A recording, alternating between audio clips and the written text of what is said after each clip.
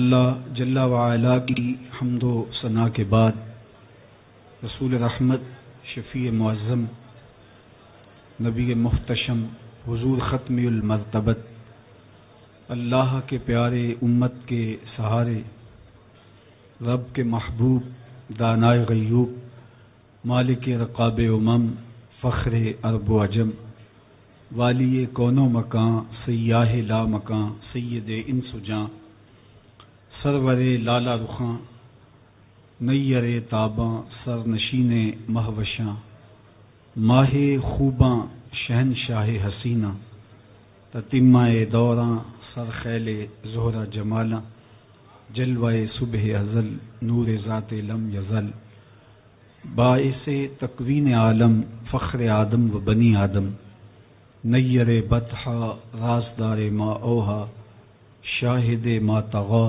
صاحب علم نشرہ، معصوم آمنہ احمد مجتبیٰ، حضرت محمد مصطفیٰ صلی اللہ علیہ وآلہ وسلم کے حضور ناز میں اپنی عقیدتوں، ارادتوں اور محبتوں کا خراج پیش کرنے کے بعد عالی مرتبت، ذی وقار علماء کرام، مہمانان محتشم،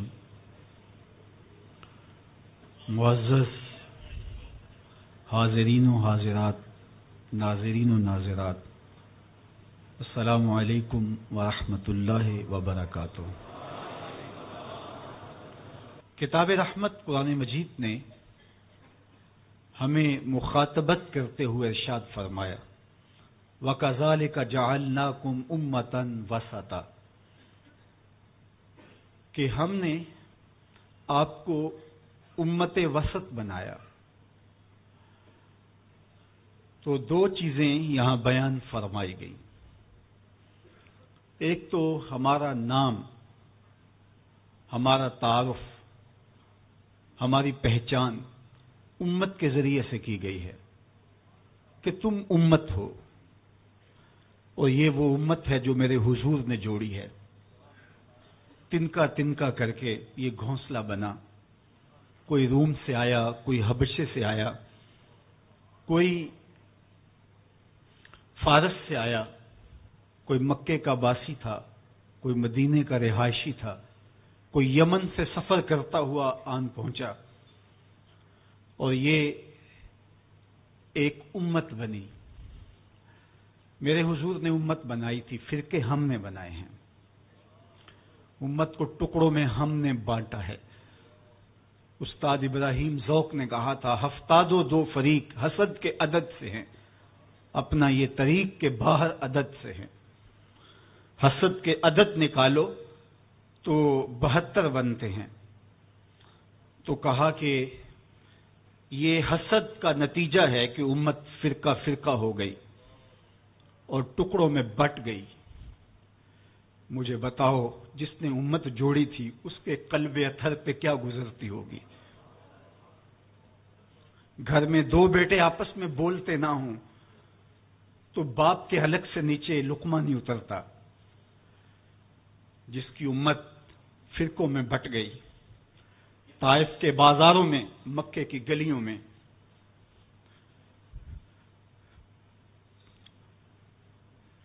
اور کہاں کہاں میرے حضور نے اس امت کے لیے دکھ جھیلے، تکلیفیں سہی، تو یہ امت ٹکڑوں میں بٹ گئی۔ حضور سے ہمیں معافی مانگنا ہوگی،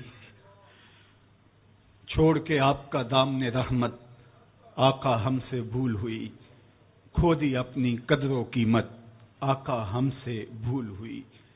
دیکھ ہماری آنکھ مچولی، اپنے سینے اپنی گولی، بھول گئے ہم درس اخوت، آقا ہم سے بھول ہوئی۔ بن گئے سیموں زر کے بندے، تن کے اجلے من کے گندے، لٹ گئی ہم سے فقر کی دولت، آقا ہم سے بھول ہوئی۔ دنیا کے ٹھکرائے ہوئے ہیں، تیرے در پہ آئے ہوئے ہیں، کھول دے اپنا باب رحمت، آقا ہم سے بھول ہوئی۔ ہم سے غلطی ہوئی کہ ہم ٹکڑوں میں بٹ گئے، ہم گروہوں میں بٹ گئے، اور اس کا نتیجہ کیا ہے؟ آج پوری امت زخم زخم ہے، پوری امت لہو لہو ہے۔ کہا تمہاری ہوا اکھڑ جائے گی اگر تم نے حبل اللہ کو چھوڑ دیا، اللہ کی رسی کو چھوڑ دیا، تم نے رسول کے دامن کو ترک کر دیا، تم گروہی تقسیمات پہ یقین رکھنے لگے، تم نے 1.5 اینٹ کی مسجد کھڑی کر لی، تم تقسیم در تقسیم کے عمل سے گزرتے رہے، تم امت سے فرقوں سے جماعتیں، جماعتوں سے لابیاں، اور لڑکتے لڑکتے تم ٹکڑے ٹکڑے ہو گئے، تم کرچی کرچی ہو گئے، تو پھر تمہاری ہوا اکھڑ جائے گی، دنیا میں تمہاری کوئی عزت نہیں رہے گی۔ آج حضور کے قلب اطہر پہ کیا گزرتی ہوگی جب شام کی بچیوں کے منہ پہ تماچے مارے جاتے ہیں، جب بغداد میں حضور کی امت خانمہ برباد نظر آتی ہے، جب برما میں آری لے کر کے اعضاء کاٹ دیے جاتے ہیں، جب دشت لیلہ سے لے کے کندھار تک اور غزہ سے لے کے کشمیر تک لاشیں ہی لاشیں بکھری ہوئی نظر آتی ہیں، بستی بستی، کریا کریا، صحرا صحرا خون، بستی بستی، کریا کریا، صحرا صحرا خون، امت والے امت کا ہے کتنا سستا خون، امت والے امت کا ہے کتنا سستا خون۔ شام، قدس، کشمیر اور برما، کس کس کا احوال کہوں؟ شام، قدس، کشمیر اور برما، کس کس کا احوال کہوں؟ ہر سو زخمی، ہر سو لاشیں، ہر سو بہتا خون، امت والے امت کا ہے کتنا سستا خون، امت والے امت کا ہے کتنا سستا خون۔ آج امت لہو لہو ہے، اس پوری کائنات میں 1 انچ بھی جگہ ایسی نہیں ہے جہاں آتش و آہن برستا ہو اور وہ کفار کی سرزمین ہو۔ جہاں بھی خون بہتا ہے وہ بستی مسلمانوں کی ہے، جہاں لاشیں گرتے ہیں وہ گھر مسلمانوں کا ہے، جہاں عصمتیں لٹتی ہیں وہ خطہ مسلمانوں کا ہے۔ یہ ہمارے گناہوں کی سزا ہے جو ہم کاٹنے پہ مجبور ہیں، اور جب تک ہم امت نہیں بنتے تب تک رسوائیاں ہمارا مقدر ہوں گی اور ذلت ہمارا مقسوم ہے جب تک ہم ان کے دامن سے نہیں جڑ جاتے۔ قوت عشق سے جب دہر میں اجالا نہیں ہوتا تو پستیوں کو بلندیوں سے بدلنے کا کرینہ آپ نہیں سیکھ سکتے۔ نام محمد کو تھام کر کے، امت کی وحدت کے تصور کو اجاگر کر کے، حضور کا پاکیزہ وجود جو امت کی وحدت کا ضامن ہے، اس سے بے لوث محبت کا رشتہ اور الفت کا ربط جب تک مضبوط نہیں ہوتا تب تک ہم ان مشکلات سے کبھی بھی نہیں نکل سکتے۔ 1000 فلسفے تراش لیں، 1000 منطقیں بگھار لیں، لیکن کوئی نتیجہ نہیں ہوگا۔ تمہیں نتیجہ تب ہی ملے گا جب حضور کے قلب اطہر کو آرام پہنچاؤ گے، جب امت بن جاؤ گے، جب حضور علیہ السلام سے وابستگی اپنا شعار زندگی بنا لو گے، تو پھر دہر میں اجالا اور روشنی حضور علیہ السلام کے نام کے صدقے سے نصیب ہوگی، اور تقدیر کا قاضی تمہاری سزائیں معاف کر دے گا، اور پھر نتیجہ تمہارے سامنے اس صورت میں نمودار ہوگا کہ تم بحر و بر کے مالک ٹھہرو گے، اور کائنات کے اندر حضور کے ساتھ وفا کے رشتے کے نتیجے کے اندر لوح بھی تمہارے ہاتھ میں ہوگا، قلم بھی تمہارا ہی مقدر ہوگا۔ لیکن شرط یہ ہے کہ تم صحیح معنی کے اندر امت بن جاؤ۔ وَأَنْتُمُ الْأَعْلَوْنَ إِن كُنتُم مُؤْمِنِينَ، یہ میرے رب کا وعدہ ہے، اور میرے رب کے وعدے سچے ہوتے ہیں۔ کہا تم ان کے بن کے تو دیکھو، عزت کا تاج میں تمہارے سر پہ رکھوں گا۔ یہ تمہاری غلطیوں کی تمہیں سزا دی جا رہی ہیں، عزتیں تمہارے لیے ہیں، وقار تمہارے لیے ہے، لیکن شرط یہ ہے کہ تم میرے بھی بن جاؤ، میرے رسول کے بھی بن جاؤ۔ تو پھر عزتیں تمہارا مقدر ہوں گی اور شانیں تمہیں عطا کی جائیں گی، تمہیں عزتوں کی مسندوں پہ بٹھایا جائے گا۔ شکوے کی زبان کھلی تو لہجہ تلخ ہوا، اور اقبال بولا کہ صفائے دہر سے باطل کو مٹایا ہم نے، نوع انسانی کو غلامی سے چھڑایا ہم نے، تیرے کعبے کو جبینوں سے بسایا ہم نے، تیرے قرآن کو سینوں سے لگایا ہم نے، پھر بھی ہم سے گلہ ہے کہ وفادار نہیں، ہم وفادار نہیں، تو بھی تو دلدار نہیں۔ تو آواز آئی صفائے دہر سے باطل کو مٹایا کس نے، نوع انسانی کو غلامی سے چھڑایا کس نے، میرے کعبے کو جبینوں سے بسایا کس نے، میرے قرآن کو سینوں سے لگایا کس نے، تھے تو آبا وہ تمہارے ہی مگر تم کیا ہو، ہاتھ پہ ہاتھ دھرے منتظر فردا ہو، ہر کوئی مست مئے ذوق تن آسانی ہے، تم مسلمان ہو یہ انداز مسلمانی ہے، حیدری فقر ہے نئے دولت عثمانی ہے، تم کو اسلاف سے کیا نسبت روحانی ہے، وہ معزز تھے زمانے میں مسلمان ہو کر، تم خار ہوئے تارک قرآن ہو کر۔ جب تم میرے تھے تو خالد بن ولید کے پاس زہر کی شیشی لے کے پادری آتا ہے تو حضرت خالد بن ولید پکڑ کے خود اس کو پی جاتے ہیں، اور وہ منتظر ہوتا ہے کہ تھوڑی دیر کے بعد یہ گریں گے اور موت واقع ہوگی، لیکن معمولی پسینے کے بعد حضرت خالد بن ولید کھڑے ہو کے کہتے ہیں میرے رب نے موت نہ لکھی ہو تو موت نہیں آ سکتی، آؤ رب کا ڈر سینے میں پال لو، زمانہ تم سے ڈرنا سیکھ لے گا، ان کے ہو جاؤ زمانہ تمہارا ہو جائے گا، ان سے وابستگی اختیار کرو پھر زمانہ تمہاری نوکری کرے گا۔ پھر میں اقبال کے لہجے میں کہنا چاہوں گا کہ محمد سے وفا تو نے تو ہم تیرے ہیں، یہ جہاں چیز ہے کیا لوح و قلم تیرے ہیں۔ پھر کائنات تمہاری باج گزار ہوگی، تمہاری دہلیز کی لونڈی ہوگی، زمانہ تمہارا نوکر ہوگا، شرط یہ ہے تم امت بن کے دکھاؤ، تم نے امت بننا ہے، تم نے رسول اللہ کا غلام بننا ہے، تمہارا لب و لہجہ بتائے ہم حضور کی امتی ہیں، تمہارا طرز زندگی بتائے تم حضور کی امتی ہو، تمہارا کردار بتائے تم ترازو پہ کچھ تول رہے ہو، تو لوگ دوسری طرف بھی منہ کر کے کھڑے ہو جائیں یہ غلط نہیں تول سکتا، یہ امت رسول ہے۔ تم بول رہے ہو لوگوں کو یقین ہو کہ یہ جھوٹ نہیں بول سکتا، یہ رسول اللہ کا امتی ہے۔ تمہارا طرز زندگی بتائے میں امت رسول ہوں، تمہاری وحدت تمہارا زور ہے، تمہاری طاقت ہے، تمہاری توانائی ہے۔ تو فرمایا وَكَذَلِكَ جَعَلْنَاكُمْ أُمَّةً، ہم نے تو امت بنایا تھا تمہیں، تم ٹکڑے ٹکڑے ہوئے، تم نے اپنے آپ کو بانٹ لیا، تم ایک دوسرے کا گریبان نوچنے لگے، تم ایک دوسرے کے جبے پھاڑنے لگے، تم ایک دوسرے کے لیے نفرتوں کے بیج بونے لگے، تمہاری زبانیں انگارے اگلنے لگیں، تم چنگاریاں نکالنے لگے، تم ممبر و محراب کے تقدس کو پامال کرنے لگے، تم خواہشات کے غلام بن گئے، تم آرزوؤں کے نوکر بن گئے، تم اپنے نفس کی غلامی میں آ گئے۔ تم تو غلام تھے آمنہ کے لال کے، تم نے کب سے نفس کی غلامی اختیار کر لی، تم کب سے خواہش کے نوکر بن گئے، تم کب سے نفس کے بندے بن گئے۔ پھر تمہیں ذلیل نہ کیا جاتا تو اور تمہارا علاج کیا ہے؟ تقدیر کے قاضی کا یہ فتویٰ ہے ازل سے، ہے جرم ضعیفی کی سزا مرگ مفاجات، یہ تقدیر کا فیصلہ ہے۔ عبد القادر روحیلے نے جب ملک تیمور کو قید کر کے اس کی آنکھیں نوکے خنجر سے نکالی اور اس کی حرم کی بیٹیوں اور بہوؤں کو بہنا ناچنے پہ مجبور کیا، لیکن ایک دم نہ جانے اس کو کیا خیال آیا، اس نے سارا اسلحہ اتار کے پھینک دیا اور چارپائی پہ لیٹ کے خراٹے لینے لگا، لیکن وہ بیٹیاں برابر ناچتی رہیں۔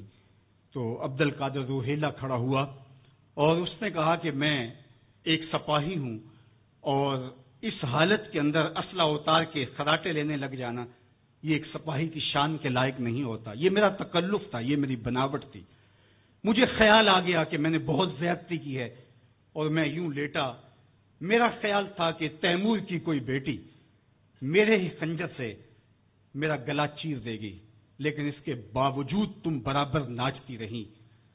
حمیت نام تھا جس کا گئی تیمور کے گھر سے۔ اس نے کہا کہ اب میں حق بجانب ہوں جو میں نے آپ کے ساتھ کیا، اس لیے کہ میرے خنجر کو پڑا ہوا دیکھ کے اور مجھے خراٹے لیتے ہوئے دیکھنے کے باوجود بھی جب تم ناچ رہی ہو تو پھر میں نے غلط نہیں کیا، تمہارا علاج یہی تھا۔ جب ہماری بیٹیاں غیروں کے نرغے میں ہوں جب ہمارے گلے چیرے جا رہے ہوں، جب شام اجڑ رہا ہو، جب برما میں آریوں کے ساتھ انسانی آزاد کاٹے جا رہے ہوں، جب بغداد کے اندر اس امت کی شہزادیاں بھیک مانگنے پہ مجبور ہوں، تو مجھے بتاؤ اس زمانے میں بھی ہم ایک دوسرے کے گریبان نوچیں گے؟ تو پھر جو ہمارے ساتھ ہو رہا ہے یہ ہماری سزا تھی، ہمیں امت بنایا گیا تھا، ہم نفس کے غلام بن گئے، ہم خواہشات کے نوکر بن گئے۔ تو میرے رب نے کہا وَكَذَلِكَ جَعَلْنَاكُمْ أُمَّةً، دوسری بات وسطا، تمہیں امت وسط بنایا۔ امت وسط اس کے 3 معنی امام قرطبی نے کیے ہیں، باعظمت امت، باکمال امت، اور تیسرا معنی معتدل امت۔ عظمت کے جس معراج پہ تمہیں بٹھایا تھا وہ کسی اور کا مقصوم نہیں تھا۔ جعلت لی الارض مسجدا، پوری کائنات کو تمہارے لیے مسجد بنا دیا گیا، تمہیں یہ عزت دی۔ حضور نے فرمایا میں آخری نبی ہوں، وانتم آخر الامم، اور تم آخری امت ہو، پس خدا بر ما شریعت ختم کر، بر رسول ما رسالت ختم کر۔ ہمیں آخری امت بنایا گیا، کنتم خیر امت اخرجت للناس تامرون بالمعروف وتنہون عن المنکر۔ یہ مجھے کہا گیا، یہ آپ کو کہا گیا، تم خیر امت ہو۔ ذرا گریبان میں جھانک کر کے دیکھیں، مجھے کہا گیا میں خیر ہوں، آپ کو کہا گیا خیر ہوں، یار یہ نسبت میرے حضور کی ہے۔ تو تم خیر سے جڑے ہو، تم بھی خیر بن گئے ہو، تم خیر امت ہو، تمہیں عزتوں کی مسند دی گئی، جو معراج، جو مقام، جو مرتبہ، جو رفعت تمہیں دیا گیا وہ کسی اور کا مقصوم نہیں ہے، تم خیر امت قرار پائے۔ اللہ اکبر۔ تو کہا اس سے مراد باعظمت امت ہے۔ دوسرا معنی باکمال امت، جو عزت، جو شرف، جو مرتبہ، جو مقام تمہیں دیا گیا، جو کمال، عروج اور بانکپن تمہارا مقصوم ہے، وہ کسی اور امت کا مقصوم نہیں ہے۔ حضور نے ارشاد فرمایا ایک بندہ صبح سے لے کر کے ظہر تک مزدوری کرتا ہے، اس کو ایک قیراط دیا جاتا ہے۔ ایک ظہر سے لے کر عصر تک مزدوری کرتا ہے، اس کا وقت تھوڑا ہے لیکن مزدوری اس کو بھی ایک قیراط دی جاتی ہے۔ اور تیسرا شخص عصر سے لے کر مغرب تک مزدوری کرتا ہے، دونوں سے کم تھوڑا وقت لگاتا ہے لیکن اس کو 2 قیراط دیے جاتے ہیں۔ فرمایا پہلی مثال یہود کی ہے، دوسری مثال نصارہ کی، اور تیسری مثال میری امت کی۔ تھوڑے عمل پر زیادہ اجر رکھا گیا، من جاء بالحسنۃ فلہ عشر امثالھا، ایک نیکی کرو گے 10 کا ثواب ملے گا۔ یہ اس امت کو اعزاز دیا گیا، یہ امت کو تکریم دی گئی۔ ایک بچہ حفظ قرآن کرتا ہے اور اپنے خاندان کے لوگوں کی شفاعت کرتا چلا جاتا ہے۔ بڑھاپے میں اترتا ہے ایک شخص، عمر کی کثرت کی وجہ سے وہ خاندان کی شفاعت کا اہل ہو جاتا ہے۔ کیا کیا شرف نہیں دیے گئے، کیا کیا مقام نہیں دیا گیا۔ اس امت کو عزتوں کی مسند پہ بٹھا دیا گیا۔ قیامت کے دن آزائے وضو سے چمکتی ہوئی یہ امت سامنے آئے گی، دور سے پہچانے جائیں گے یہ محمد عربی کے غلام ہیں، چونکہ ان کے آزاد چمک رہیں گے، روشنی نکل رہی ہوگی ان کے وجود سے۔ تیسرا معنی امت وسط کا، معتدل امت، اعتدال کی راہوں پہ چلنے والی، نہ یہود کی طرح اور نہ نصارہ کی طرح افراط و تفریط کا شکار نہیں ہوں گے، بلکہ یہ اعتدال کی راہوں پہ گامزن ہوں گے، عقائد میں، اعمال میں، رویوں میں، طرز زندگی میں، انداز معاشرت میں، گفتگو میں، کلام میں، ہر لحاظ سے یہ اعتدال کی راہوں کے مسافر ہوں گے۔ جب یہ امت اعتدال کی راہوں سے نکلی اور ان میں غلوف پیدا ہوا یا ان کے اندر تفریط پیدا ہوئی تو نتیجہ یہ ہوا امت اپنے وقار کو کھو بیٹھی۔ یہود نے شان الوہیت اور شان رسالت کے اندر تنقیص کر دی اور انبیاء علیہم السلام کی دشمنی مول لی اور کتنے نبیوں کو ناحق قتل کیا۔ بنی اسرائیل نے 70 نبی شہید کیے ہیں۔ آج اگر راہ خدا میں ہمیں کوئی تکلیف پہنچتی ہے تو میں اور آپ ہوتے کون ہیں؟ اس راستے کے اندر تو نبی شہید کیے گئے۔ امام غازی نے تفسیر کبیر میں لکھا ہے کہ مکے سے طائف تک 70 ایسے نبیوں کی قبریں ہیں جن کی وفات صرف بھوک کی وجہ سے ہوئی ہے۔ یہ دین یوں ہی ہمارے تک نہیں پہنچا، یہ قدریں ہمارے تک یوں ہی نہیں پہنچی، ہمارے اسلاف کی قربانیوں کا نتیجہ ہے۔ اور دوسری جانب نصارہ نے انبیاء کے باب میں ایسا غلو کیا اور توحید کے عقیدے کو بھی بگاڑ کے رکھ دیا، حضرت عیسیٰ کو خدا کا بیٹا قرار دے دیا۔ قانون ثلاثہ میں مبتلا ہو کر کے 3 وجودوں کو انہوں نے معبود قرار دیا اور 3 وجودوں کے مجموعے کو الہ کہا۔ افراط اور تفریط کی راہوں پہ گامزن ہونے والے گمراہیوں کا شکار ہوئے، لیکن مجھے میرے دین نے، میرے اسلام نے جو عقیدہ دیا وہ صراط مستقیم کا عقیدہ دیا۔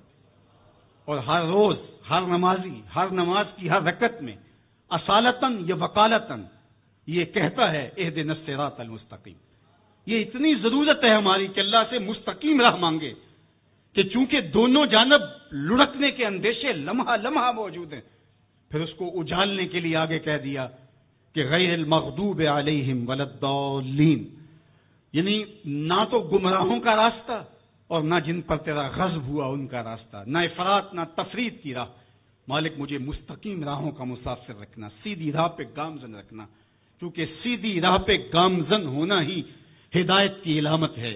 جب ترازو کے دونوں پلڑے برابر رہتے ہیں تو اس کو عدل کہتے ہیں، اسی سے اعتدال نکلا ہے۔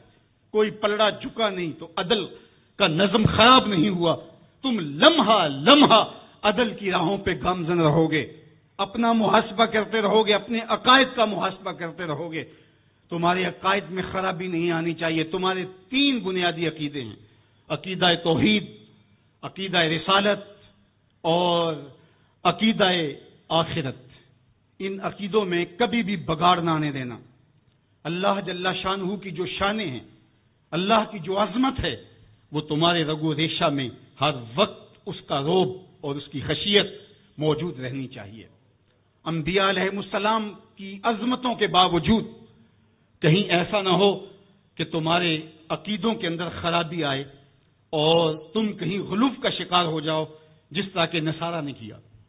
اللہ کی شانیں، اللہ کی عظمتیں وراء الورا ہیں۔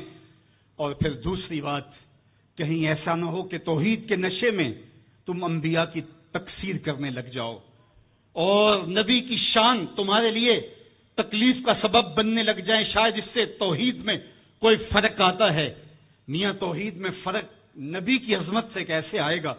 اس لیے کہ نبی کو عظمت دینے والا تو میرا رب ہی ہے۔ وَرَفَعْنَا لَكَ ذِكْرَكَ۔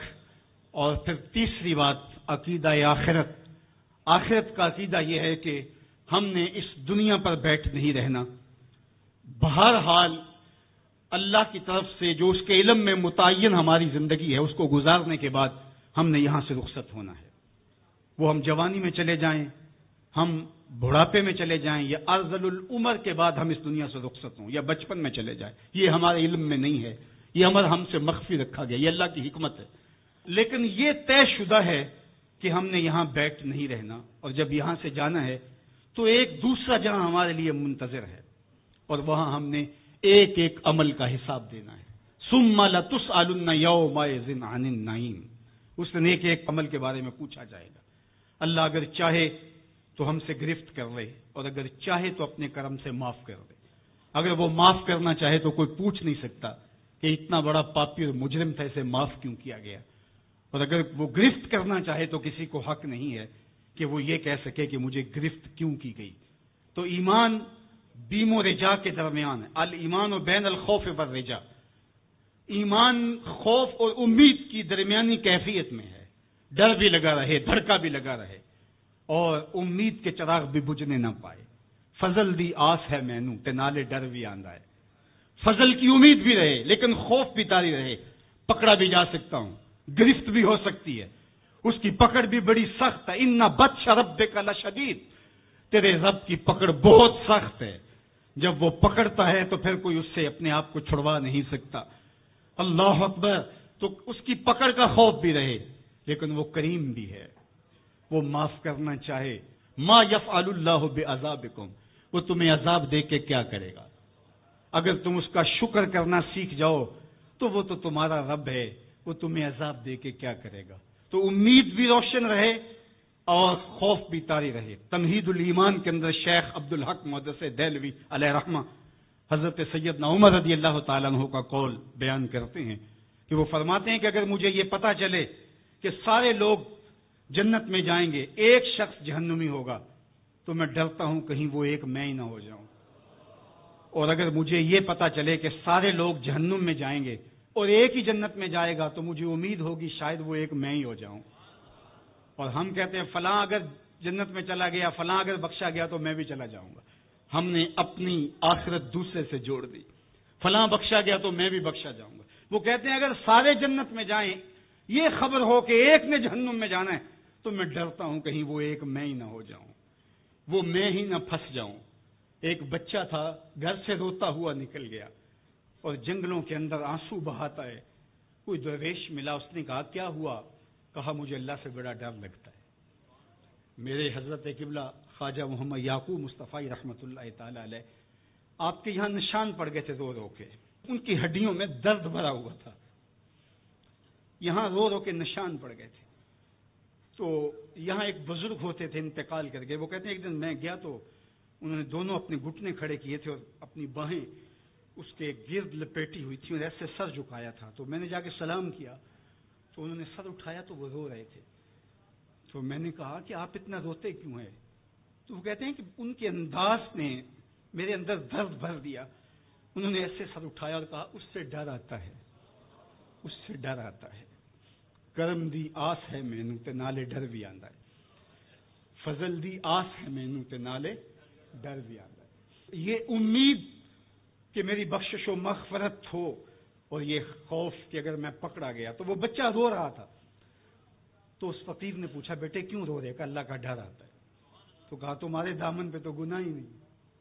کہتے ہیں بڑے کی عزت اس لیے کرو کہ اس کی نیکیاں زیادہ ہوں گی، اور چھوٹے کی تکریم اور شفقت اس لیے کرو اس کے دامن پہ گناہ نہیں ہے۔ اللہ اکبر۔ ہم لوگوں کے گناہ دیکھتے ہیں اور اپنی خوبیاں دیکھتے ہیں۔ صوفیاء کا ایک جملہ ذہن کی تختی پہ لکھ لیجئے، جب عیب دیکھنے کا شوق آئے وہ کہتے ہیں اپنے اندر اتر جاؤ، اور جب خوبیاں دیکھنے کا شوق آئے تو دوسروں کو دیکھو، دوسروں کو دیکھو، کسی کے اندر کوئی خوبی، کسی کے اندر کوئی خوبی۔ تو کہا کہ اللہ سے ڈر آتا ہے۔ تو کہا کہ بیٹے تم نے تو گناہ ہی کوئی نہیں کیے۔ تو کہا آج میں نے عجیب ماجرا دیکھا جس نے مجھے گھر سے نکال دیا۔ کہا کیا؟ کہا کہ میری ماں کھانا پکانے کے لیے چولہے میں آگ جلانے لگی، تو اس نے لکڑیاں رکھی، تو لکڑیوں کو آگ نہیں لگ رہی تھی، تو اس نے چھوٹی چھوٹی لکڑیاں توڑ کے پہلے نیچے رکھی اور پھر ان کو آگ لگائی، ان کو آگ لگی تو پھر بڑی لکڑیوں کو بھی لگی۔ تو میں روتا ہوا گھر سے بھاگ آیا ہوں جنگل میں، کہیں ایسا نہ ہو کہ قیامت کے دن بڑے بڑے مجرموں کو آگ نہ لگے تو چھوٹے چھوٹوں کو رکھ دیا جائے۔ تو جب خوف سرایت کرتا ہے تو یہاں عمر نہیں دیکھی جاتی، اور بڈھا پاپی سب سے بدترین شخص وہ ہے جو بڑھاپے کے باوجود بھی بدکاری نہیں چھوڑتا۔ کہتے ہیں جب کوئی بندہ 40 سال کا ہوتا پھر اس کا عذر باقی نہیں رہتا، 40 سال تک اس کا عذر باقی رہتا ہے، لیکن جب 40 سال کا ہو جائے اب سننے کو حولت میں آ گیا، اب اگر وہ گناہ کرتا ہے تو کوئی عذر نہیں ہے۔ ہڈیاں کمبن گوڈے کھڑکن تے اڑ گیا لک تیرا، اجے بھی بدیوں باز نہ آئیوں جیو مرد دلیرا، یا ایھا الانسان ما غرک بربک الکریم۔ میرا رب پکار پکار کے کہہ رہا ہے او بھاگنے والے انسان آجا پلٹ کے، تیرا رب بڑا ہی کریم ہے۔ میں یہ بات 100 بار کہی، میرے سننے والے مجھ سے 1000 بار سن چکے ہیں، لیکن لفظوں کی چاشنی اور امید کی ایسی جگمگاتی کرنیں روشن ہوتی ہیں کہ دل میں چراغاں ہو جاتا ہے، اور جب میں یہ بول رہا ہوتا ہوں تو میرے اندر پھل جھڑیاں پھوٹ رہی ہوتی ہیں، اور اللہ کے تشکر کے اندر درد کی کیفیت بھی پیدا ہو رہی ہوتی ہے کہ وہ رحمت بھرے لہجے میں پکار کے کہہ رہے سرکش کو، متمرد کو، باغی کو جو اس کی دہلیز چھوڑ کے بھاگ گیا، او بھاگنے والے آجا پلٹ کے، تیرا رب بڑا ہی کریم ہے۔ کوئی ایسے بھی آواز دیتا ہے، کوئی ایسے بھی مجرم کو پکارتا ہے۔ یہاں رک کے میں ایک اور جملہ بھی کہنا چاہتا ہوں۔ اعتدال میں حقوق اللہ اور حقوق العباد کی جو لوگوں نے تقسیم کی اور اس کا اپنا معنی متعین کیا، وہ ایک مشہور تو ہے لیکن حقیقتاً وہ معنی متعین نہیں ہے۔ اللہ کے حق فائق ہے مخلوق کے حق سے۔ عمومی طور پہ کہا جاتا ہے یار حقوق اللہ کی خیر ہے، بس حقوق العباد کا خیال رکھو۔ یہ عمومی بات کہی جاتی ہے. تو یہ بات اچھی طرح ذہن نشین کر رہے ہیں. یہ بھی آپ کے اعمال میں اور آپ کی افکار میں اور آپ کے نظریات میں غلط پیدا ہو گیا کہ آپ نے اللہ کے حق کو کمتر سمجھ لیا اور مخلوق کے حق کو غالب سمجھ لیا. ایسا نہیں ہے. اللہ کے حق سب سے زیادہ ہیں. اللہ تعالیٰ قرآن مجید میں ایک موقع پر ارشاد فرمایا وَمَا قَدَرُ اللَّهَ حَقَّ قَدْرِهِ. انہوں نے اللہ کی قدر کا حق ہی ادا نہیں کیا. وہ تمہارا خالق لگتا ہے. خالق کے بڑھ کے حق کس کے زیادہ ہو سکتے ہیں؟ تو جو مختلف روایات کے اندر حقوق العباد کی طرف توجہ دلائے گی تو اس کا مطلب یہ ہے، مفہوم یہ ہے کہ اللہ تو کریم ہے، وہ معاف کر دے گا، بندہ تو معاف نہیں کرے گا. بالخصوص قیامت کے دن جب پھنس گیا اور اس کی اپنی بدعمالیاں بھی اس کے پاس ہوئیں اور کسی نے اس کا حق غصب کیا ہوا ہوگا تو پھر کیا ہوگا؟ اب وہ تو خود پھنسا ہوا ہے تو وہ کبھی نہیں چھوڑے گا. اب اللہ تعالیٰ کس طرح اس معاملے کا حل فرمائے گا کہ یہ شخص جس نے حق کھایا ہے، جس نے زیادتی کی ہے، تو اس دوسرے شخص کو اپنی نیکیاں دے گا. نیکیاں لینے کے باوجود بھی اگر وہ پاپی اتنا بڑا ہے کہ ابھی بھی کام نہیں بنتا اور اس کے ذمے قرض بھی باقی رہ گیا تو پھر یہ اس کو اپنے گناہ دے گا. تو اب قیامت کے دن کون چھوڑے گا؟ جہنم کی دہکتی ہوئی آگ سامنے ہوگی اور ایک بندہ پھنسا ہے اور یہ بھی پھنسا ہوا ہے تو اس کی جان اس کو اپنے گناہ دے کے اس کی نیکیاں لے کے چھوٹ رہی ہے تو وہ کیسے معاف کرے گا؟ وہ نہیں معاف کرے گا. اس لیے اس معنی کے اندر کہا کہ حقوق العباد میں کوتاہی نہ کرنا، اس لیے کہ اس کی معافی نہیں کرے گا. وہ اس کے پاس ایک چیز ہاتھ لگ جائے گی وہ تو غنیمت سمجھے گا. تو اس کا یہ مطلب بھی کہیں نہیں ہے کہ بندے کے حق کہیں غالب اور زیادہ ہیں، اللہ کے حق کم ہیں. جو حق بندے کا اللہ پر ہے، اللہ نے تو پیدا کیا ہے. الذی خلقک فسواک فعدلک. کہا تیرے حق میرے اوپر زیادہ ہیں اس لیے کہ میں تیرا خالق لگتا ہوں. میں آپ سے پوچھتا ہوں اس دنیا پر، اس عالم رنگ و بو میں، اس مادی کائنات میں سب سے زیادہ آپ کے کندھوں پر کس کے حق ہیں؟ تو آپ سب کہیں گے ماں کے حق. حضور سے بھی پوچھا گیا من ابرو، حضور میں سب سے زیادہ کس کے ساتھ حسن سلوک کروں؟ یہ حضور سے سوال کیا گیا تو میرے آقا کریم نے فرمایا امک، اپنی ماں کے ساتھ. تو اس نے پھر دوبارہ سوال کیا، پھر حضور نے فرمایا کہ اپنی ماں کے ساتھ.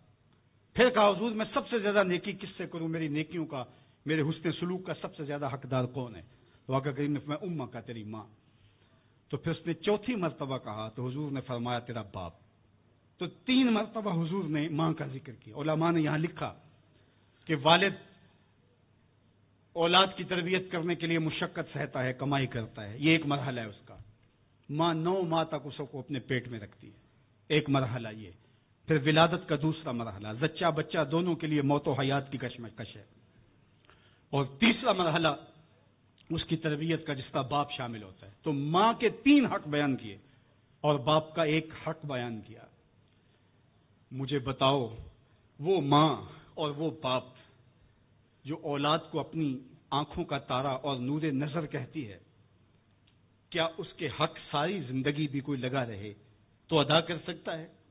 کسی نے کہا کہ میں نے ماں کو اپنے کندھوں پہ اٹھا کے حج کروایا اور موسم میں حدت اور گرمی اتنی تھی کہ گوشت کا ٹکڑا زمین پہ پتھر پہ ڈال دیا جاتا تو وہ بھن کے کباب بن جاتا. کیا میں نے اپنی ماں کا حق ادا کر دیا؟ کہا تیری ولادت کے وقت جو اس نے تکلیف سہی، اس تکلیف کے ایک جھٹکے کا حق بھی ادا نہیں ہوا. یہ تیری ماں ہے، کیا تو اتنی بے وفا ہو گئی ہے کہ اس ماں کی مرضی اب تیری مرضی نہیں رہی؟ وہ باپ جس کی ہڈیاں بھی درد کر رہی ہیں اور وہ مزدوروں والے اڈے پہ بیٹھا ہے اور جب کوئی مزدور لینے آتا ہے تو اس سے صحیح طرح سے اٹھا بھی نہیں جاتا، پھر بھی کلی والا ڈبہ اٹھا کے آگے بڑھتا ہے اور مزدور لینے والے شخص کے ساتھ لپٹ کے چمٹ کے کہتا ہے کہ بابو مجھے لے جاؤ، 10 روپے کم دے دینا، میں نے اپنی بیٹی کی کالج کی فیس دینی ہے. وہ باپ جس کی ہڈیاں دکھ رہی ہیں اور جا کے دیوار پر کلی کر رہا ہے، اس کی کمائی سے کالج میں پڑھنے والی بیٹی کو ایک خاتون ایک سجے ہوئے دفتر میں بٹھاتی ہے اور کہتے تو پدر شاہی نظام کے خلاف بغاوت کر، تیرا جسم تو تیری مرضی ہونی چاہیے، باپ ہوتا کون ہے؟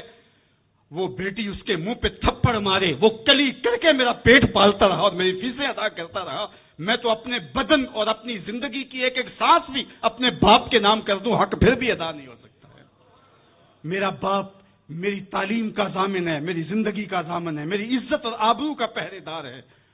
اللہ اکبر، معاشرہ بدل گیا، حالات کے تیور تبدیل ہو گئے، بغاوتیں بھر گئیں، وفاؤں نے دم توڑ دیا۔ مغرب کی تہذیب سوائے تکلف کے اور کچھ نہیں ہے، اور چہرہ جو روشن نہ ہو تو کیا حاجت گلگونہ فروش۔ نئی تہذیب تکلف کے سوا کچھ بھی نہیں ہے۔ یہ مغربی تہذیب کی یلغار نے مرد آواروں، بیکاروں، زن کمار باش کیا معاشرہ تخلیق کیا جا رہا ہے۔ میرے حضور کے غلاموں، آؤ ہم نے دین حضور سے لینا ہے، اور یہ سارے چونچلے اور یہ ساری مغربی وظیفہ خور تنظیمیں یہ دم توڑ کے رہ جائیں گی۔ اس کائنات کے اندر اور اس وطن کے اندر جھنڈا لہرائے گا تو محمد عربی کے نظام کا ہی لہرائے گا انشاءاللہ۔ ہم حضور کے دین کو کھڑا کرنے کے لیے اور حضور کے نظم کو غالب کرنے کے لیے اپنی زندگی کے ایک ایک سانس کو حضور کے نام وقف کریں گے۔ میری زندگی کا مقصد تیرے دین کی سرفرازی، میں اسی لیے مسلمان، میں اسی لیے نمازی۔ میری زندگی کا ایک ایک لمحہ حضور کے دین کے لیے، حضور کے نام کے لیے۔ تو حقوق والدین کے جو ہے وہ بہت سارے ہیں، کہا تو اس کے ایک درد کے جھٹکے کا جواب بھی نہیں دے سکا۔ ماں اولاد سے جو محبت کرتی ہے اور جو ماں کے حق ہیں وہ اتنے زیادہ ہیں کہ کسی پیمانے میں اس کو تولا نہ جا سکے۔ میں کہا کرتا ہوں سمندر کی پاتال تک تو کوئی پہنچ گیا ہوگا، لیکن ماں کے پیار کا کنارہ آج تک کسی نے نہیں پایا۔ یہ سڑکوں کے کناروں پر بڑے بڑے ہیوی ترازو نصب کر دیے گئے ہیں، پورا کنٹینر تول لیا جاتا ہے، لیکن آج تک ایسا ترازو میں نے نہیں دیکھا جس پر ماں کے پیار کو بھی تولا جا سکے۔ ماں جب بولتی ہے تو اس کے لہجے میں جبریل بولتا ہے، ماں جب مسکراتی ہے تو لگتا ہے جنت کی ساری کلیاں کھل اٹھی ہیں۔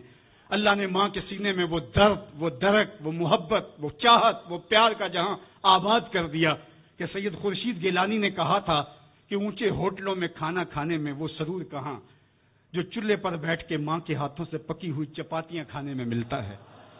اور کہا اونچے اونچے اسٹیجوں پہ حضرت صاحب، عالی جناب، مفتی صاحب، قبلہ عالم، کیا کیا لفظ سننے کو ملتے ہیں، لیکن ان لفظوں میں وہ چاشنی کیا جو ماں کی زبان سے اوئے مٹھو اور اوئے ببلو کے اندر رکھی گئی ہے۔ ماں کے سینے میں تڑپتی ہوئی ممتا اور محبتوں کا جہاں، اس کی کوئی مثال ہی نہیں ہے۔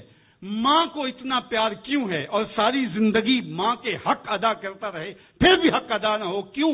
اس لیے کہ ماں نے جنم دیا ہے۔ یہی جواب ہے نا آپ کا کہ ماں اتنا پیار اس لیے کرتے، اس کے حق کتنے ہیں کہ میرے حضور نے کہا پھر ماں، پھر ماں، پھر ماں۔ اتنے حق کیوں ہیں؟ اس لیے کہ اس نے جنم دیا ہے۔ میرے جملے کو بار بار آپ نے سنا ہوگا، پھر سن لیجئے، جس نے جنم دیا ہے اس کو اتنا پیار ہے اور اس کے اتنے حق ہیں، تو جس نے خلق کیا ہے اس کو کتنا پیار ہوگا اور اس کے کتنے حق ہوں گے۔ تو اللہ کے حق غالب ہیں۔ تو یہ جو حقوق العباد کی تلقین کی جاتی ہے تو اس کا مفہوم یہ ہے کہ اس کی معافی نہیں ہوگی۔ انسان ہے، نہیں معاف کرے گا، وہ کریم ہے، معاف کر دے گا۔ تو اس کا یہ مطلب کبھی بھی نہیں نکلتا کہ جو ہے وہ اللہ کے حق کوئی کمزور ہے اور مخلوق کے حق غالب ہیں۔ ہمارے اوپر سب سے بڑا حق ہمارے اللہ کا ہے، پھر رسول اللہ کے حق ہیں، پھر اس کے بعد ہماری ماں کے، ہمارے باپ کے، ہمارے مرشدوں کے، ہمارے استاد۔ ہم احسان فراموش لوگ نہیں ہیں، ہم جس کا بھی حق ہو اس کو پورا کرتے۔ مولا کائنات سیدنا علی المرتضیٰ فرماتے ہیں جس نے مجھے ایک حرف بھی پڑھایا اس نے مجھے اپنا غلام بنا لیا۔ ہم تھوڑی سی عزت ملنے پر آنکھیں سر پہ نہیں رکھ لینے والے لوگ، ہم احسان فراموش نہیں ہیں کہ کبھی باپ کو پدر شاہی نظام کے ساتھ مسترد کریں، کبھی ماں کے چہرے پہ لات مار دیں کہ تم کون ہوتی ہو میری زندگی میں مداخلت کرنے والی۔ ہم تو رشتہ بھی کرنا ہوتا ہے تو بوڑھی دادی امی سے بھی پوچھتے ہیں، جب تک وہ ہاں نہیں کرتی تو گھر کے اندر ماحول ہی نہیں بنتا ہے۔ ہمارا دین، ہمارا کلچر، ہماری تہذیب، ہمارا تمدن ہمیں یہ سکھاتا ہے لیسا منا من لم یرحم صغیرنا ولم یوقر کبیرنا، جو چھوٹوں کے ساتھ شفقت سے پیش نہیں آتا اور بڑوں کے ساتھ جو ہے وہ توقیر سے پیش نہیں آتا۔ میرے حضور نے فرمایا میرے ساتھ اس کا کوئی تعلق، کوئی ربط، کوئی رشتہ نہیں ہے۔ تو ہمارا دین تو ہمیں یہی سکھاتا ہے۔ تو بیم اور رجا کے درمیان ہمیں یہ سکھایا گیا۔ بات احترام کی چلی تو عقیدوں کے اندر جب غلوف پیدا ہوتا ہے تو اغیار کی سازشوں کا ہم نادیدہ اور دیدہ طور پہ شکار ہو جاتے ہیں۔ اقبال نے آج سے صدیوں قبل یہ بات جو ہے وہ ہونے والے حادثات کی نشاندہی کرتے ہوئے اپنے زمانے میں کہا تھا کہ تو کہ نشناسی خفیراز جلی ہوشیار باش، اے گرفتار ابو بکر و علی ہوشیار باش. کہا تو نہیں جانتا کہ تیرے ساتھ کیا کھیل کھیلا جا رہا ہے. ابو بکر اور علی کو آپس میں مقابل کھڑا کرنے والے ہوشیار ہو جا. یہ غیار کی سازش ہے. یہ دونوں کرنیں سینہ محمد عربی کی ہیں. ابو بکر بھی حضور کے ہیں، علی بھی حضور کے ہیں، عثمان بھی حضور کے ہیں، اصحاب بھی رسول کے ہیں، اہل بیت بھی حضور کے ہیں. ہم ان کی چوکھٹ کے فقیر بھی ہیں اور ان کے در کے بھی غلام ہیں.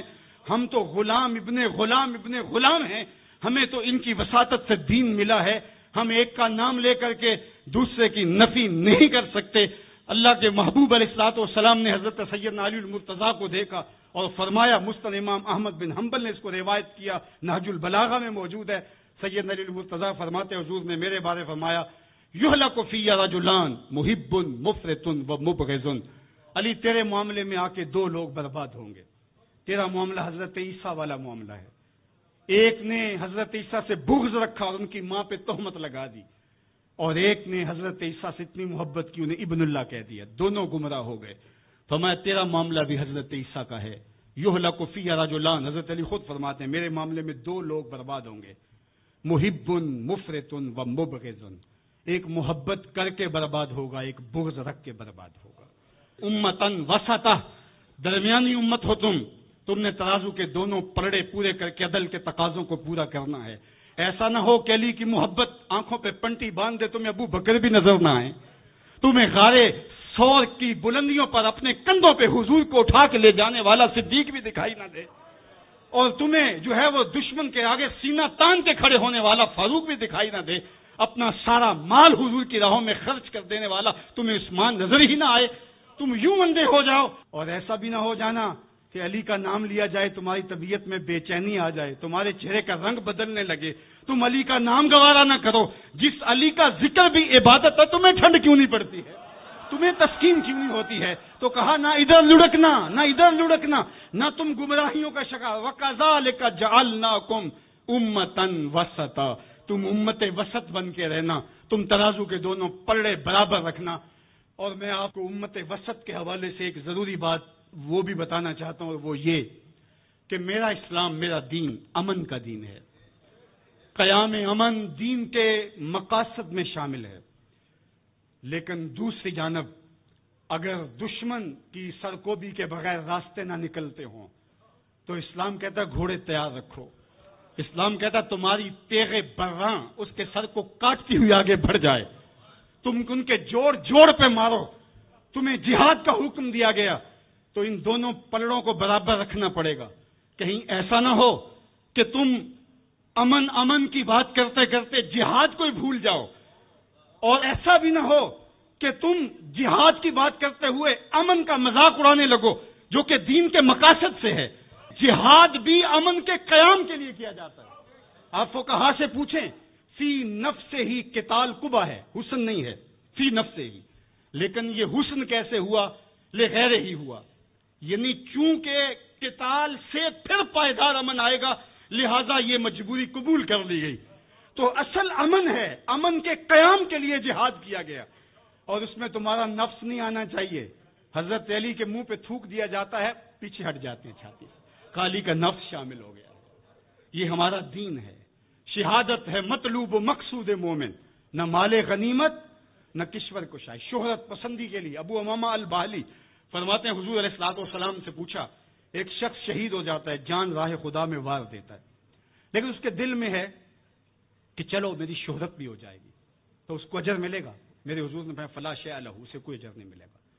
تو کہتے ہیں میں سمجھا کہ میں اس بات کو صحیح طرح سے بیان نہیں کر پایا، تو میں نے پھر کہا حضور اعلاء کلمت الحق کے لیے، دین کی سربلندی کے لیے اس نے یہ سب کچھ کیا ہے، لیکن ساتھ یہ بھی ہے کہ چلو ناموری بھی تو ہوگی. حضور نے پھر فرمایا فلا شیء لہ، اسے کوئی اجر نہیں ملے گا. تیسری مرتبہ پھر پوچھا حضور اس کا مقصد اللہ کے جھنڈے کو اونچا کرنا، اعلاء کلمت الحق، لیکن ساتھ یہ بھی ہے چلو ناموری بھی تو ہوگی. میرے حضور نے پھر فرمایا فلا شیء لہ، اور پھر مزید وضاحت کرتے ہوئے فرمایا اللہ صرف اسی عمل کو قبول کرتا ہے جو محض اس کے لیے کیا گیا ہو. تیرے عمل میں اخلاص ہو تو اس کا اجر کچھ اور ہے، حور و خیام سے گزر، بادہ و جام سے گزر. محض اس کی رضا کے لیے عمل ہو تو وہ جہاد جہاد ہے، ورنہ وہ جہاد، وہ قتال جہاد ہی نہیں ہے جو نفس کے لیے کیا جائے، جو مال غنیمت کے لیے کیا جائے، جو لوگوں میں بڑھوتری، جو زمین کی ہوس میں کیا جائے، جو خواہشات نفس کے لیے کیا جائے۔ تو ہمیں جہاد کے لیے بھی شرائط دی گئی، لیکن اس کا مقصد امن کا قیام ہے۔ تو بعض اوقات ہم یہاں توازن برقرار نہیں رکھ پاتے، اور توازن کا برقرار نہ رکھنا بہت سخت نقصان کا سبب بن جاتا ہے۔ یہ بلڈ پریشر تھوڑا سا اوپر نیچے ہو گیا زندگی لے جاتا ہے۔ اب کہیں یہ تھوڑا سا ہی نیچے ہوا، کیا فرق پڑا اس سے؟ میاں اس توازن کا نام ہی تو صحت ہے، صحت کا نام ہی تو زندگی ہے۔ 1262 سے لے کر کے 1290 تک خاقان اعظم قبلائی رہا، اس کے اندر دلچسپی پیدا ہوئی، مختلف مذاہب کی طرف رغبت پیدا ہو گئی، اس نے مختلف مذاہب کو ماننے والوں کو اپنے پاس بلایا۔ غلام مرتضیٰ میکش نے یہ تاریخ اسلام میں سارا واقعہ لکھا ہے، اور اس نے بدھ مت کے لاماؤں کو، ہندوؤں کے بڑوں کو، جوگیوں کو، پادریوں کو، سب کو بلا کے کہا مجھے اپنے اپنے مذہب کے حوالے سے کچھ بتاؤ۔ تو جو عالم دین گیا مسلمانوں کی طرف سے، اس نے جہاد کی آیتیں پڑھی، اور جس میں کفار کو قتل کرنے کا حکم نامہ تھا۔ تو قبلائی خان نے کہا کہ تمہارا دین کافروں کو قتل کرنے کی تلقین کرتا ہے؟ اس نے کہا ہاں۔ تو کہا پھر آپ ہمیں قتل کیوں نہیں کرتے؟ تو کہا کہ ہمارے پاس طاقت نہیں ہے۔ تو اگر طاقت ہو تو کہا پھر ہم تمہیں کاٹ دیں۔ تو اس نے وہیں کھڑے کھڑے حکم نامہ جاری کیا کہ ان کا دین اگر ہمیں قتل کرنے کا حکم دیتا ہے، طاقت نہ ہونے کی وجہ سے یہ رکے ہوئے، تو پھر یہ کیوں زندہ بچے؟ اس نے فوراً حکم نامہ جاری کیا، جو مسلمان سامنے اس کو کاٹ دو۔ مسلمان گاجر مولی کی طرح کٹنے لگے۔ یہ کلمہ حق کہہ کے آیا تھا وہاں۔ اس دور کے صوفی بزرگ اور عالم شیخ جلال الدین علیہ رحمہ، پتہ چلا کہ یہ ایک عالم کی لغزش سے سب کچھ ہوا ہے۔ عالم کا پھسلنا عالم کا پھسلنا ہے۔ تو گئے جا کے بادشاہ کو کہا کہ بادشاہ کیا ماجرا ہوا؟ کہا تمہارا دین ہمیں قتل کرنے کا کہتا ہے اور ہمارے پاس طاقت ہے، پھر ہم آپ کو کیوں چھوڑے؟ تو کہا صاحب وہ دین کی تعبیر کو سمجھتے نہیں تھے جنہوں نے آپ کو بتایا۔ حالت جنگ کے یہ احکام ہیں۔ عام دنوں کے اندر تو اسلام یہ نہیں کہتا، اور حالت جنگ کے اندر آپ بتائیے کون کسی کو چھوڑتا ہے، لیکن میرا اسلام پھر بھی بچوں کو چھوڑتا ہے، پھر بھی خواتین کو چھوڑتا ہے، مذہبی رہنماؤں کو چھوڑتا ہے۔ اس نے کھڑے کھڑے حکم نامہ جاری کیا کہ جو کٹ گئے ابھی تلواریں نیام میں ڈال لی جائے۔ تو صاحب جب تک عدل نہیں ہوگا، جب تک آپ یک سیر علم را دامن عقل باید، ایک سیر علم کے لیے 10 من عقل چاہیے، اگر آپ ترازو کے دونوں پلڑے برابر نہیں رکھ سکتے تو تمہیں تولنے کے لیے بٹھایا کس نے؟ میرا رب کہتا ہے وَكَذَلِكَ جَعَلْنَاكُمْ أُمَّةً وَسَطًا، ہم نے تمہیں امت وسط بنایا۔ ترازو کے دونوں پلڑوں کو برابر رکھنا، دونوں پلڑوں کو جھکنے نہ دینا۔ اللہ کے محبوب علیہ السلام نے دونوں پلڑے رکھے۔ المومن غر کریم، مومن سادہ مزاج ہوتا ہے، بھولا بھالا سیدھا سادہ ہوتا ہے۔ اللہ اکبر۔ اب مومن کا سیدھا سادہ ہونا یہ کہیں ایسا ہی نہ ہو کہ لوگ اس کو دعوے لگاتے رہیں۔ کہا فطرتاً تو ایسا ہی ہوتا ہے، اس کی طبع ہے کہ وہ اعتبار کر لیتا ہے، لیکن دوسرے مقام پہ کہا بیلنس بھی کر لو۔ میرے حضور نے ارشاد فرمایا لا یلدغ المؤمن من جوہر واحد مرتين، مومن ایک ہی بل سے 2 مرتبہ ڈنگ نہیں کھاتا۔ اگرچہ وہ چالاک نہیں ہے لیکن زیرک ضرور ہے، اگرچہ وہ مکار نہیں ہے لیکن بصیرت کا نور اللہ نے اس کے سینے میں رکھا ہے۔ کہا اس کی فراست قلبی سے ڈرو، وہ اللہ کے دیے ہوئے نور سے دیکھتا ہے، اس کو اللہ نے چراغاں دی ہے، اللہ نے اس کو روشنی عطا کی ہے۔ عمومی طور پہ کہا جاتا ہے یہ دنیا والے ہیں، یہ دین والے ہیں، اور یہ 2 تقسیمات کر دی جاتی۔ یہ تقسیمات ہمارا دین ہمیں نہیں سکھاتا۔ دونوں پلڑے برابر رکھو، دنیا بھی اور دین بھی۔ اصل دنیا کیا ہے؟ ملا رومی بولے چیس دنیا از خدا غافل بدن، دنیا ہے کیا؟ خدا سے غافل ہونے کا نام دنیا ہے۔ وہ آپ چاہے ممبر پہ بیٹھ کے غافل ہیں یا دکان پہ بیٹھ کے غافل ہیں، وہ آپ دنیا داری کر رہے ہیں۔ یہاں مقصد لوگوں کے دل اپنی طرف موڑنا، لوگوں کی جیبیں ڈھیلی کرنا، لوگوں میں اپنے آپ کو محبوب اور اپنے آپ کو جو ہے وہ لوگوں کا مقصود بنانا، اپنے بت کو تراشتے رہنا کہ لوگ پوجا پاٹ کرتے رہیں، یہ ممبر پہ دکانداری ہو رہی ہے۔ اور دوسرا دکان پہ بیٹھا ہے لیکن سچ کا دامن نہیں چھوڑتا۔ میرے حضور نے فرمایا سچا تاجر قیامت کے دن پیغمبروں کے ساتھ اٹھایا جائے گا۔ تو دنیا اور دین یہ دونوں ساتھ ساتھ چلتے ہیں۔ تو دین اور دنیا 2 الگ الگ خانے نہیں ہیں۔ اسلام ترک دنیا سے روکتا ہے، لیکن گھر کے دنیا سے بھی بچنے کی تلقین کرتا ہے۔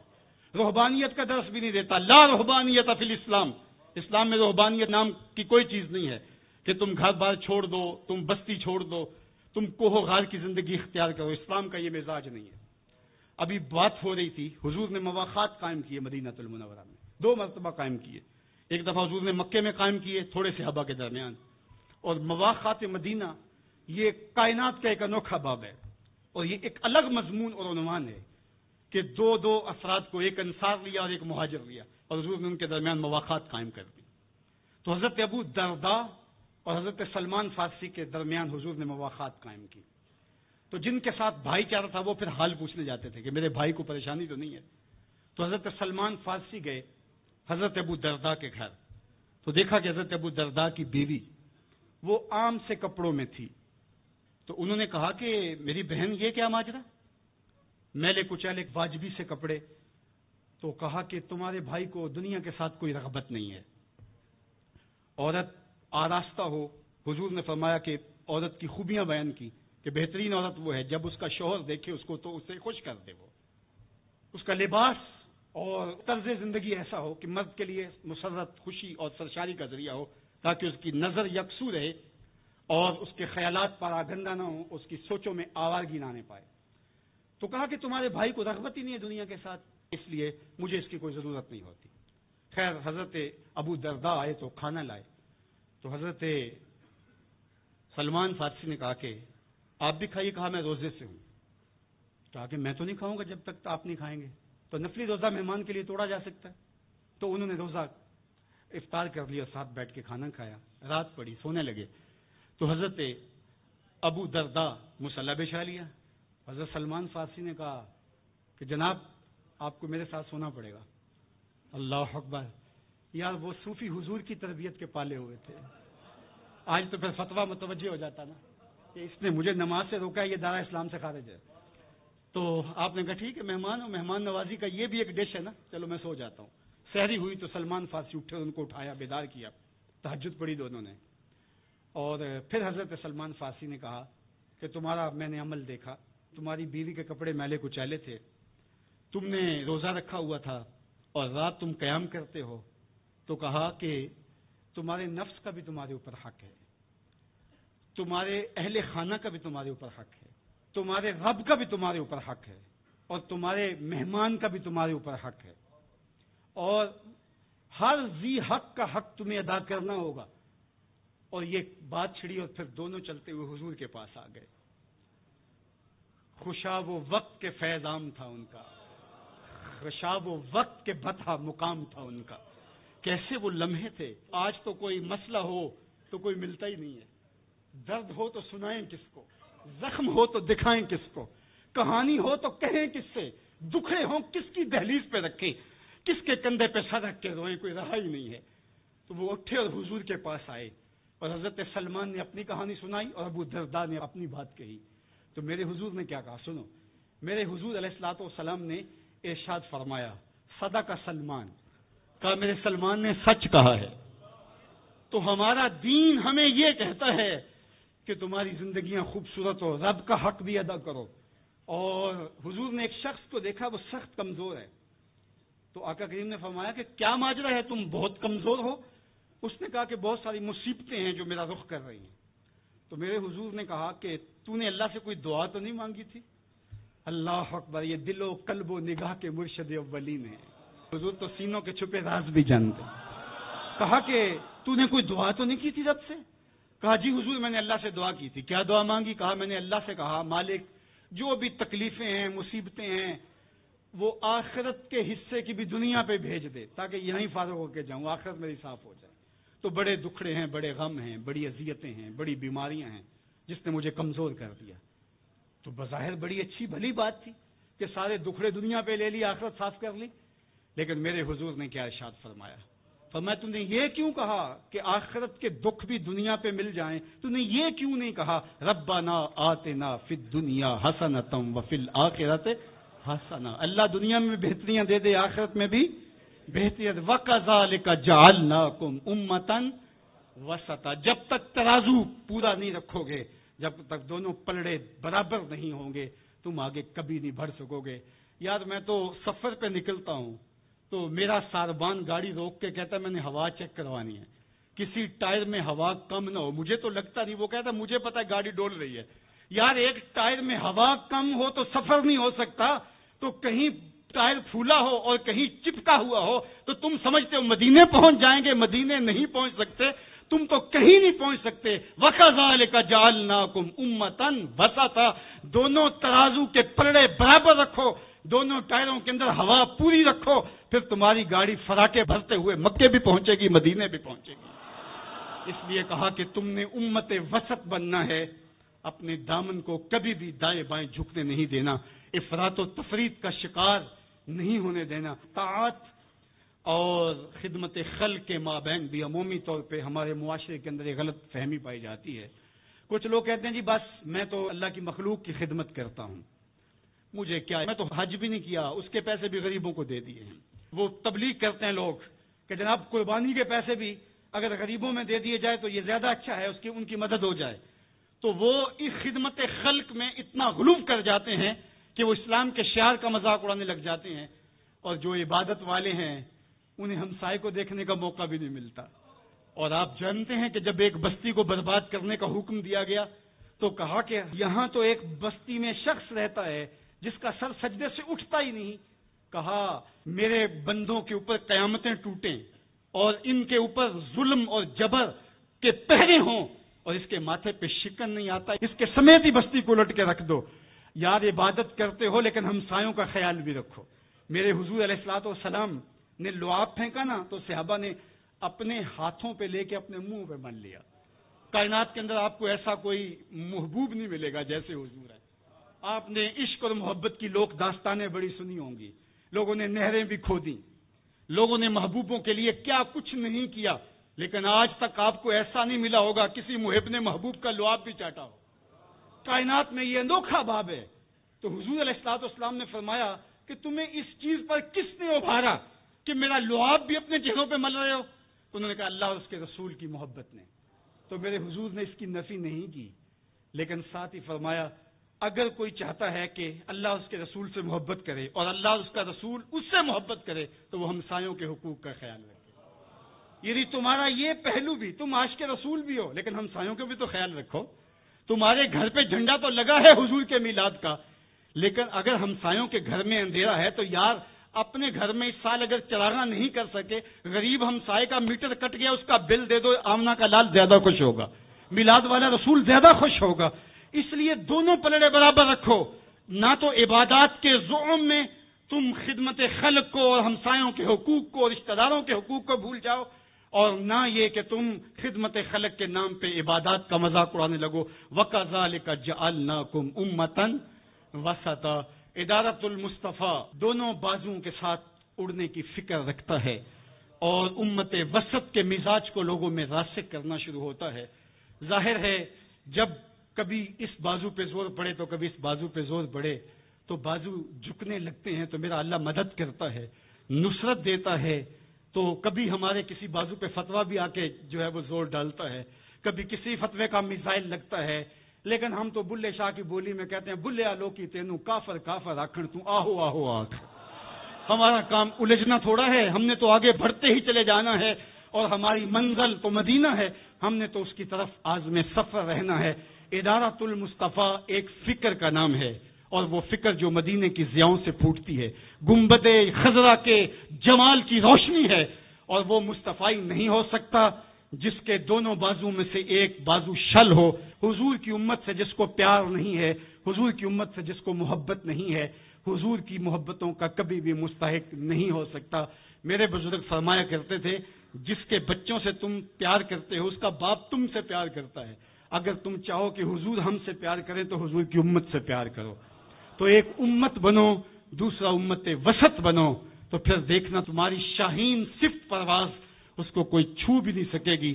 تم پھر بڑھتے رہو گے اور تمہارا بڑھنا منزل آشنا ہوگا، اور تو راہ نورد شوق ہے منزل نہ کر قبول، لیلا بھی ہم نشیں ہو تو محمل نہ کر قبول۔ تیرا تو مطمع نظر، تیرا تو ہدف ہی کچھ اور ہے، تو دنیا کے لیے نہیں ہے، دنیا تیرے لیے ہے، تو خواہشات کا دیوانہ نہیں ہے، بلکہ خواہشات تیرے پیچھے دوڑیں گی اور زمانہ تیری دہلیز پہ بانگیوں کی طرح نوکری کرے گا۔ من کان للہ کان اللہ لہو، تو ان کا ہو کے دیکھ، زمانہ تیرا ہو جائے گا۔